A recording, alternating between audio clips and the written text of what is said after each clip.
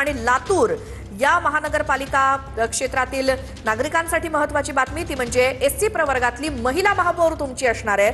तर जळगाव, चंद्रपूर आणि अहिल्यानगर, अकोला या महानगरपालिका क्षेत्रातील नागरिकांसाठी महत्त्वाची बातमी ती म्हणजे ओबीसी प्रवर्गातली महिला तुमची महापौर असणार आहे। आणि मुंबईकरांसाठी महत्त्वाची बातमी ती म्हणजे खुल्या वर्गाचं आरक्षण मुंबई महानगरपालिकेसाठी या ठिकाणी जाहीर झालेलं आहे। सोडत जी आहे ती निघालेली आहे। फक्त आता थोड्याच वेळामध्ये काही मिनिटांमध्ये चित्र स्पष्ट होईल की पुरुष महापौर असणार की महिला महापौर मुंबई महानगरपालिकेमध्ये असणार आहे। मुंबईचा महापौर नेमका कोण असेल हे थोड्याच वेळात चित्र स्पष्ट होईल। मात्र तो खुल्या प्रवर्गाचा असणार हे एवढं मात्र नक्की झालेलं आहे। मात्र ती महिला असणार की पुरुष, कारण 17 पैकी 9 ठिकाणी महिलांसाठी राखीव असणार आहेत। त्यामुळे या 17 पैकी जी 9 ठिकाणं महिलांसाठी असणार आहेत त्यामध्ये मुंबई महानगरपालिकेचा नंबर लागतो का हे बघणं महत्त्वाचं आहे। नक्कीच पुन्हा एकदा आपण नजर टाकणार आहोत महापालिकांच्या महापौर पदाचं आरक्षण।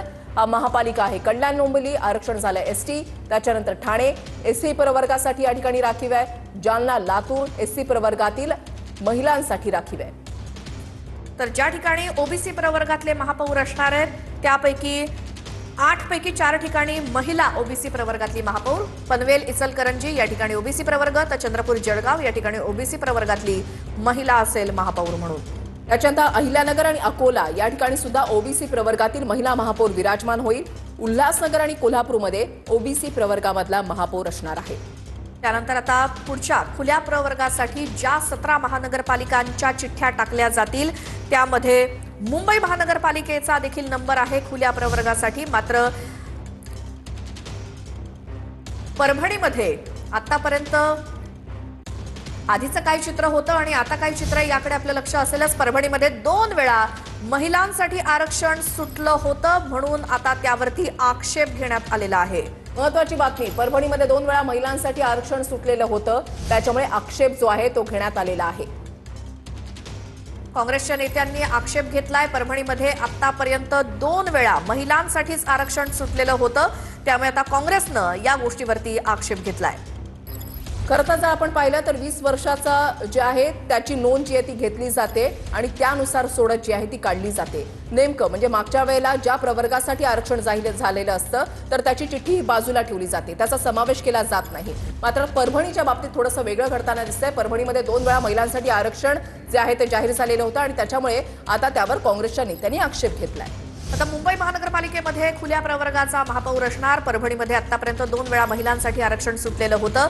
या गोष्टीवरती काँग्रेसच्या नेत्यांनी आक्षेप नोंदवलेला आहे। खरं तर मागच्या वेळी जी परिस्थिती होती ते यावेळी टाळलं जात आहे, म्हणजे त्या चिठ्ठ्या बाजूला केल्या जातात आणि मग उरलेल्या चिठ्ठ्या टाकल्या जात आहेत। मात्र 2 वेळेला महिलांसाठी आरक्षित झालेली ही जागा परभणीची। मात्र आता मुंबई महानगरपालिकेच्या आरक्षणावरती देखील ठाकरेंच्या सेनेकडनं आक्षेप घेण्यात आलेला आहे। महत्त्वाची आणि मोठी बातमी आपण पाहताय, मुंबई महापालिकेच्या आरक्षणावर ठाकरेंच्या सेनेकडून या ठिकाणी आक्षेप नोंदवण्यात आलेला आहे।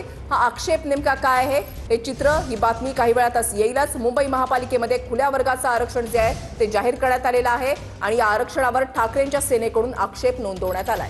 मुंबई महानगरपालिका ही खुल्या प्रवर्गासाठी आरक्षित झालेली आहे।